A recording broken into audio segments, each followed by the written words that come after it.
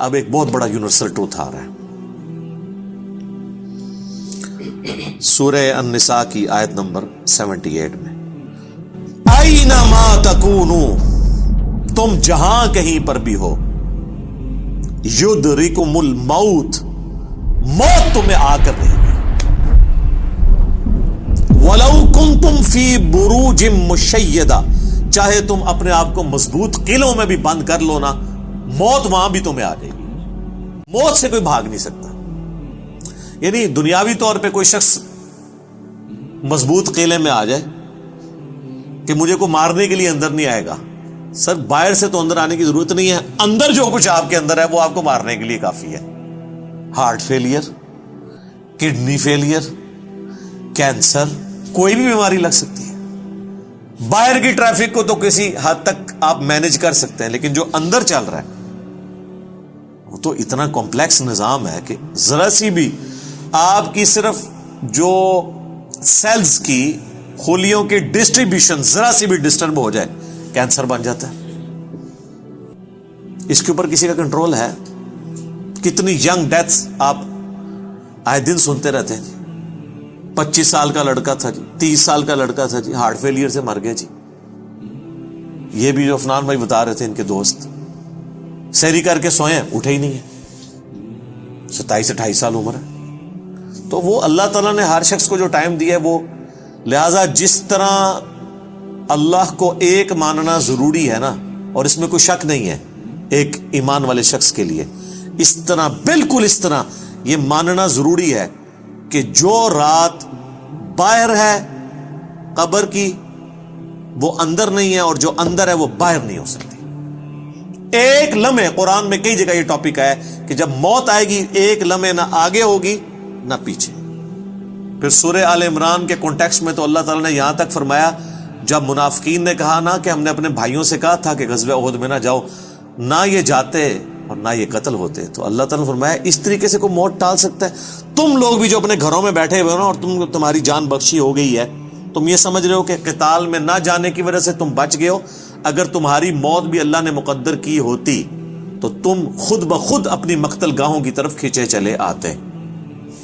اور اس کو سپورٹیو حدیث ہے صحیح مسلم کی،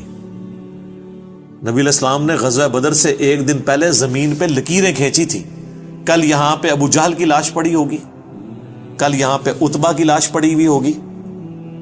اور صحابہ کرام کہتے ہیں اللہ کی قسم اگلے دن ہم نے ان کی لاشیں ایگزیکٹ انہی جگہوں پہ دیکھی. یعنی اللہ تعالیٰ نے اپنے نبی کو وحی کے ذریعے بتا دیا تھا کل یہاں پہ لاشیں پڑی ہوں گی. تو وہ اللہ نے ان کا موت کا وقت مقرر کیا ہوا تھا، اور نبی علیہ السلام کو بتا دیا، آپ نے اپنی امت تک وہ پیغام پہنچا دیا. یہاں پہ اگر کوئی کہتا بھی ہے نا جی کہ جی وہ جی جڑی رات قبر چاہے جی وہ باہر نہیں، جڑی باہر ہے وہ اندر نہیں ہے، یہ اکثر وہ بدماش گنڈے اور ڈان کہہ رہے ہوتے ہیں جو قاتلانہ حملے میں اپنے دوسرے جو مقابل ڈانوں سے بچ جاتے ہیں نا، تو پھر وہ کہتے ہیں اور جی جڑی لہی ہے نا جی وہ تے پوری کرنی ہے نا جی، انج تے نہیں کو مار سکتا. پھر ساتھ یہ بھی جملہ بولیں گے کہ جی وہ جو ہے نا مارنے والے سے بچانے والا جو ہے وہ ذات بڑی ہے. او بھائی مارنے والے بھی اللہ کی ذات ہے، بچانے والی بھی اللہ کی، کوئی بڑی نکی نہیں ہے، ایک کی ذات ہے جو مارتی بھی ہے بچاتی بھی ہے. لیکن ظاہر ہے وہ اس کانٹیکسٹ میں کہہ رہے ہوتے ہیں کہ کوئی شخص کسی کو نہیں مار سکتا، تو بالکل ٹھیک ہے. اب اس کے بعد ہونا تو چاہیے اس کی بقیہ کی زندگی پھر دین کے مطابق گزرے. بقیہ یہ ہوتا ہے کہ وہ پھر 4-5 گنڈے اور اکٹھے کر کے اپنا بدلہ اتارتا ہے اپنے مخالف سے، یہ رزلٹ نکالتا ہے اس سے. حالانکہ جو یہ شخص کہہ رہا ہے کہ جی جو رات قبر میں ہے وہ باہر نہیں اور جو باہر ہے وہ اندر نہیں، اس کے بعد تو پھر اس کی زندگی چینج ہونی چاہیے نا، اسے اپنی موت اتنی سامنے دیکھ کے اسے اپنی آخرت کی تیاری کرنی چاہیے نا. لیکن وہ سورۃ الانعام میں ہے، اللہ تعالیٰ نے تو اس سے بھی بڑی بات کی ہے کہ جو نافرمان لوگ ہیں نا، اگر ہم انہیں دنیا میں دوبارہ بھی بھیج دینا تب بھی یہی کام کریں گے. یہ ہم نے سر خود دیکھا ہے، یہ آبزرو کیا. میرے اپنے آفس کے کولیگ ایک دفعہ کراچی سے فلائٹ لے کے تو وہ آ رہے تھے اسلام آباد، تو راستے میں کافی زیادہ موسم خراب ہو گیا. تو اور آپ کو پتہ ہے جب موسم خراب ہوتا ہے تو جہاز تو پھر ایک کٹی پتنگ کی طرح ہے نا، تیز ہوا کے اندر اس کو آپ لینڈ نہیں کروا سکتے، اور اڑے گا بھی تو کتنی دیر اڑے گا، ایسی جگہ لے کے جانا پڑے گا جہاں پہ موسم ٹھیک ہو، اور ادھر پہنچنے سے پہلے اگر فیول ختم ہو گیا پھر تو جا کے وہ جنت یا جہنم میں ہی لینڈ کرے گا، دنیا میں نہیں لینڈ کر سکتا۔ تو وہ کہتے ہیں کہ جی بس جو لینڈنگ سے تھوڑی دیر پہلے ہی موسم خراب ہو گیا تو وہ پھر جہاز دوبارہ اٹھا لیا اس نے، پائلٹ نے، لیکن وہ جہاز قابو میں نہیں آ رہا تھا، اور آپ کو پتا ہے وہ پھر اچانک جو ہے نا کافی زیادہ گہرائی پہ وہ نیچے آتا ہے جہاز، یعنی ہوا میں اگر وہ سپوز تقریباً یہ 747 تو 10 کلومیٹر ہائٹ تک اڑتا ہے، تو وہ ایک کلومیٹر ایک سیکنڈ میں ایک دم نیچے آتا ہے۔ وہ جب ایک دم نیچے آتا ہے نا تو وہ ظاہر ہے کہ اگر آپ نے سیٹ بیلٹ نہیں باندھی ہو آپ جا کے تو جہاز کی چھت سے جا کے لگیں گے، تو وہ بیلٹ پہلے بندھوا لیتے ہیں، اور پھر وہ اتنی زور سے کانپتا ہے۔ یہ تو میں نے خود بھی چائنا کی فلائٹ میں ایئر پاکٹس آتی ہیں پاکستان سے چائنا جاتے ہوئے، اتنی زور سے کانپتا ہے وہ جہاز کہ لگتا ہے کہ وہ یہ ابھی ٹوٹ جائے گا، ٹکڑے ٹکڑے ہو جائے گا، کیونکہ وہ ویسے تو انہوں نے ظاہر ہے وہ ہمارے علماء کرام نے تو نہیں بنایا ہوا کہ ناخالص ہو، وہ یعنی بڑا صحیح ڈیزائن کیا ہوتا ہے انجینئرز نے، اور اس کے اندر پوری ایک شاک ابزارو کرنے کی صلاحیت ہوتی ہے، وہ ہلتا بھی رہنا، وہ ٹوٹتا نہیں ہے، اس میں کافی ٹرسز لگا کے لچک موجود ہوتی ہے۔ بہرحال پھر بھی جو بندہ اندر بیٹھا ہوا ہے اس کو تو یہ سارے لوگ تو سائنسدان تو نہیں بیٹھے ہوتے،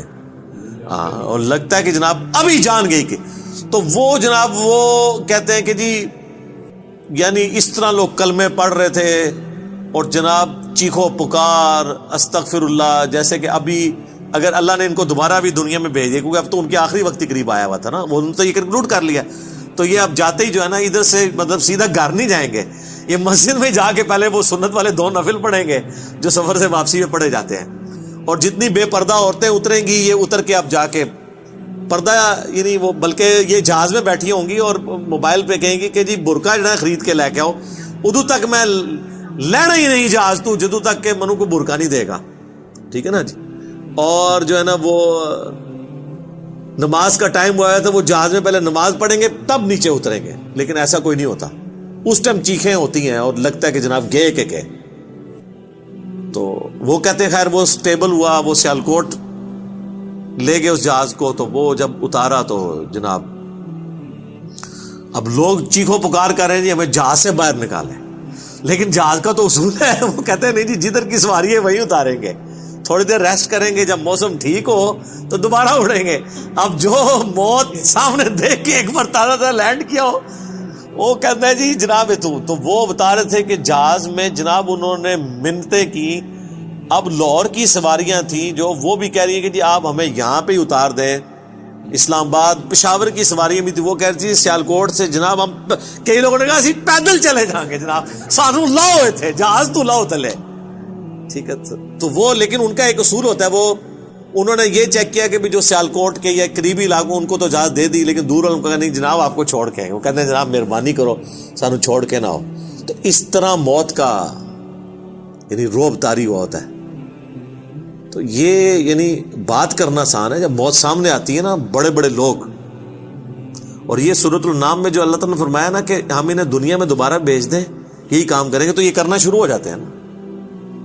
میں خود اسلام آباد میں پشاور موڑ جو ہے نا G8 مرکز، اسے پشاور موڑ بھی کہتے ہیں، جس طرح G9 مرکز اسلام آباد میں اسے کراچی کمپنی کہتے ہیں، تو ادھر میں ایک دفعہ ایک ٹیکسی میں نے لی، تو وہ ٹیکسی والے سے میری ڈسکشن شروع ہوئی، تو وہ کہنے لگا جی مجھے تو اللہ تعالیٰ نے نئی زندگی دی ہے، کہتا ہے جی میں ادھر ہی کھڑا ہوا تھا تو پیچھے سے ایک بڑا ٹریلا آ کے چڑھ گیا، یہ ٹریلے آپ کو پتا کس سپیڈ پہ چل رہے ہوتے ہیں، یہ بڑے بڑے جو وہ ڈیمپرز جن کو ڈیمپر کہتے ہیں، اور کہتا ہے جی میں تو گھر والے بھی آ کے بس سارے رشتہ دار کے کر کے مل کے جا رہے تھے، شفا انٹرنیشنل میں وہ کئی ہفتے تک وینٹیلیٹر کے اوپر رہا، وینٹیلیٹر پہ اس طرح کے جو لوگ ہیں بہت کم ہی ہوتا ہے کہ واپس آئیں، پھر آہستہ آہستہ ریکوری ہو گئی، یعنی وہ تو موت کے منہ سے بلکہ نئی زندگی لے کے واپس آیا۔ تو میں نے اس سے پہلا سوال یہ کیا کہ اب تم مطلب زندگی کیسے گزار رہے ہو، نماز پڑھتے ہو، مسلمان ہو؟ کہتے جی ٹائم لفظ ہے تو پڑھ لیتی ہے۔ تو میں نے کہا صدق اللہ العظیم، اللہ نے سچ فرمایا، اگر ہم انہیں دنیا میں دوبارہ بھی بھیج دینا پھر یہ وہی کام کریں گے جو یہ کرتے رہے۔ تو اتنا قریب سے بھی موت کو دیکھ کر لوگ جو ہے نا وہ پھر بھی یہ باز نہیں آتے اپنے حرکتوں سے. موت بہت بڑی حقیقت ہے. کاش اس پہ ہمارا ایمان بھی اس لیول کا ہو تو پھر انسان کا قبلہ درست رہتا ہے. آپ دیکھیں سورہ البقرہ کے سٹارٹ میں اللہ تعالیٰ نے جو ذکر کیا ہے اہل ایمان کا, اس میں کیا فرمایا؟ والذین یؤمنون بما انزل الیک, وہ ایمان لاتے ہیں جو اے نبی تمہاری طرف نازل ہوا, وما انزل من قبلک, اور جو نازل ہوا تم سے پہلے, اس پہ ایمان رکھتے ہیں. وبالآخرۃ ہم یوقنون, اور آخرت پہ یقین رکھتے ہیں. آخرت کے لیے ایمان کا لفظ بھی کافی نہیں, اللہ نے سمجھا یقین, کیونکہ قبلہ تبھی درست ہوتا ہے جب انسان کو یہ پتا ہو کہ میں نے مر کے کسی کے حضور اکاؤنٹیبل ہونا ہے, جواب دہ ہونا ہے. آج یہ جتنے لوگ کہتے ہیں نا جی جو قبر سے باہر رات ہے وہ اندر نہیں, جو اندر ہے وہ باہر نہیں ہے, یہ صرف ان کی منہ شگافی ہے. واقعی اگر ان کا یقین ہو تو حرام خوریاں کر رہے ہو, لوگوں کا مال لاحق طریقے سے ہڑپ کر رہے ہو, اللہ تعالیٰ کے حقوق کو پامال کر رہے ہو, ماں باپ کے ساتھ بے سلوکی والا معاملہ کر رہے ہو, بیوی بچوں پہ ظلم کر رہے ہو, بہن بھائیوں کی جائیداد دبا رہے ہو, معاشرے کے لیے ناسور بنے ہوئے ہو, ایسے لوگ نہیں, پھر تو ان کو بالکل سیدھا ہو جانا چاہیے.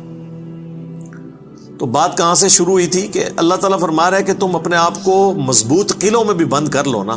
تب بھی موت تمہیں آ کر رہنی ہے. موت کو کوئی ٹال نہیں سکتا, کیونکہ موت تو اللہ تعالیٰ نے بھیجنی ہے. اللہ کے پاس تو کروڑوں آپشنز ہیں. ایگزٹس تو ہر شخص کا اس دنیا سے لکھا ہے, خواہ ایئر کریش میں ہو, چاہے ہارٹ فیلئر سے ہو, خواہ کسی شیر کے پیٹ میں جا کے ہو,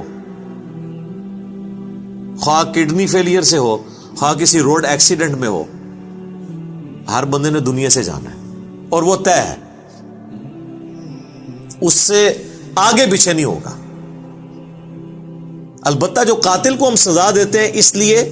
کہ قاتل جو ہوتا ہے اس کو اللہ تعالیٰ نے یہ کام کرنے سے منع کیا ہوا ہے, وہ اس کی وجہ سے اسے سزا دی جاتی ہے. اس وجہ سے نہیں کہ وقت سے پہلے اسے قتل کر اس نے مار دیا, کیونکہ اس نے مارا اپنی ویل سے ہے, نافرمان, اس کی تو موت آنی تھی. اور اللہ تعالیٰ کو تو اپنے علم سے یہ بھی پتا ہے کہ کس نے کیا کرنا ہے, لیکن اللہ نے کسی کو پابند نہیں اپنے علم کا کیا کہ تو نے یہ کرنا ہے, بلکہ اللہ نے مستقبل کو فورس ہی خود ہی کیا ہوا ہے. جس طرح ایک استاد جب کسی نالائق شاگرد کو پیپروں سے ایک ہفتہ پہلے کہتا ہے کہ پتر تو فیل ہو جانا ہے, اور وہ فیل ہو بھی جائے, تو اس استاد کو آگے نہیں گلا کر سکتا ہے وہ اسٹوڈنٹ کے, سر جی تہاڈی زبان بڑی کالی ہے, تسی کیا سی تاں میں فیل ہویا, میں نے بڑی محنت کی تھی. نہیں, تو اللہ تعالیٰ کو تو ڈیوائن علم بڑا کامل ہے, وہ مستقبل کے بارے میں فورس ہی کرتا ہے. اب رہا یہ معاملہ کہ اللہ نے ہمیں اس آزمائش میں ڈالا کیوں ہے, تو وہ اللہ نے اس کو بیان کر دیا.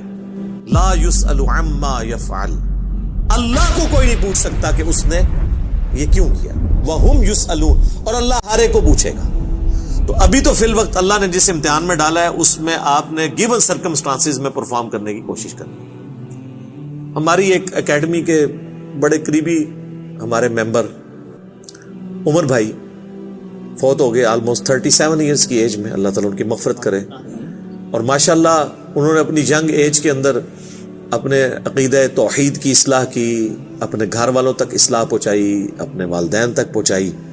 خوش قسمت ہوتے ہیں وہ لوگ جو جوانی میں خود بھی توبہ کرتے ہیں اور اپنے بوڑھے 70-80 سال کے ماں باپ جو روایتی دین کو, قبر پرستی کے دین کو لے کے چل رہے ہوں, بزرگ بابوں کے دین کو, ان کو بھی وہ اپنے ساتھ اس رائے حق پہ لانے میں کامیاب ہو جائیں. یہ نصیب والوں کا حصہ. تو ان میں سے ایک ہمارے وہ عمر بھائی بھی تھے, ان کا جنازہ بھی آپ کو پتہ ہے میں نے پڑھایا تھا. جیلم کی تاریخ میں چند بڑے جنازوں میں سے تھا, وہ ہزاروں لوگ اس میں شریک تھے. تو ان کی اچانک ڈیتھ ہوئی ہارٹ فیلئر سے. ینگ ایج میں اگر کسی کو ہارٹ اٹیک ہو تو یہ چانس ہوتے ہیں کہ اس کا ہارٹ فیل ہو جائے گا, کیونکہ ہارٹ ریئیکٹ کرتا ہے. بوڑھا بندہ پھر بھی سروائیو کر جاتا ہے. تو مجھے صحیح طرح یاد ہے کہ وہ ان کا ہارٹ فیل ہونے سے کچھ عرصہ پہلے کی بات ہے, 2017 میں جب میرے پہ پہلی دفعہ مرڈر اٹیمپٹ ہوئی 28 اکتوبر کو, اور اس میں میرا کافی خون بھی ضائع ہوا, کافی زیادہ زخم آیا, آپ لوگوں کو پتہ ہے. تو اس کے بعد میں عمر بھائی کے پاس ایک دفعہ گیا, ان کے شاپ پہ, ان کی فرنیچر کا بہت بڑا کاروبار ہے جیلم میں. تو میں نے گپ شپ شروع ہوئی تو مجھے کہتے ہیں علی بھائی میں چاہ رہا ہوں آپ کے لیے نا کوئی باڈی گارڈ رکھ دیتے ہیں. تو میں اس کی پیمنٹ کر دیا کروں گا. تو میں نے ان کو کہا کہ میرے بھائی آپ کا ابھی تک یہ یقین کامل نہیں ہوا کہ موت کو کوئی ٹال نہیں سکتا. تو پھر میں نے ان کو یہی آیات کوٹ کی تھی کہ اپنے آپ کو مضبوط، اینما تکونوا یدرککم الموت ولو کنتم فی بروج مشیدہ، تم جہاں کہیں بھی ہو موت تمہیں آ کے دبوچ لے گی، خواہ اپنے آپ کو مضبوط قلعوں میں بھی بند کر لو. تو میں نے ان کو بھی یہ بات سمجھائی. میں نے کہا میرے بھائی باہر کی ٹریفک کو تو آپ کنٹرول کر سکتے ہیں، کسی حملہ آور کو تو آپ روک سکتے ہیں، اندر جو اتنی کمپلیکس ٹریفک ہے، روزانہ میرا دل 1,00,000 دفعہ دھڑک کر 10,000 لیٹر خون پمپ کرتا ہے میری نسوں میں، اس ٹریفک کو کون کنٹرول کر سکتا ہے؟ 25 دفعہ ڈریسز کرتے ہیں روزانہ میرے گردے، یہ کام کرنا چھوڑ دیں، اس کو کون کنٹرول کر سکتا ہے؟ 23,000 دفعہ آلموسٹ پھیپڑے سانس اندر کرتے ہیں، اتنی دفعہ باہر کرتے ہیں. اب تو یہ کورونا کی وجہ سے لوگوں کو پوچھے نظر ان کو سانس لینا کتنا مشکل ہو رہا ہے، ریکوری ہوتے بھی کئی مہینے لگتے ہیں. یہ سانس ہمیں خود لینا پڑ جائے نا یاد کر کے، ایک دن نہیں آپ سانس لے سکتے. 12,000 دفعہ ہماری یہ پلکیں جھپکتی ہیں، اور یہ اگر آپ کو روزانہ یوں کرنی پڑ جائے تو بس پھر آپ کوئی اور کام نہیں کریں گے، یہی کرتے رہیں گے. تو یہ سب کچھ میری مرضی کے بغیر اللہ تعالیٰ یہ سارے معاملات کو لے کے چل رہا ہوتا ہے. تو ہم باہر کی ٹریفک کو تو شاید مینج کر لیں کسی حد تک، وہ بھی کنفرم نہیں ہوتا. کئی بار روڈ ایکسیڈنٹ میں آپ دیکھتے ہیں لوگ اپنی جگہ پہ صحیح سائڈ پہ جا رہے ہوتے ہیں، مخالف سمت سے کوئی گاڑی آتی ہے، اس کا ٹائر پھٹتا ہے، وہ لڑکتی ہوئی دوسری طرف آ کے 4-5 بندے نیچے دے دیتی ہے. ان کا تو کوئی قصور نہیں ہے، وہ تو ہوتے ہی دوسری. یہ تو میں نے خود اس طرح کے ایکسیڈنٹس اپنی آنکھوں سے بھی دیکھے ہیں، تو پتہ ہی نہیں چلتا. تو باہر کی ٹریفک کو آپ کسی حد تک مینج کر لیں گے، لیکن اندر کی ٹریفک کو تو کوئی بھی نہیں کر سکتا. اور دیکھیں کچھ عرصے کے بعد ان کی اندر کی ٹریفک ہی فیل ہوئی اور دنیا سے چلے گئے. اللہ تعالیٰ ان کی مغفرت کرے، انہیں نیک کاموں کا اجر دے، ان کی برائیوں سے درگزر کرے، اور ہمیں بھی اپنی موت سے پہلے قبر و آخرت کی تیاری کرنے کی توفیق عطا فرمائے. اللہم من احییتہ منا فاحیہ علی الاسلام ومن توفیتہ منا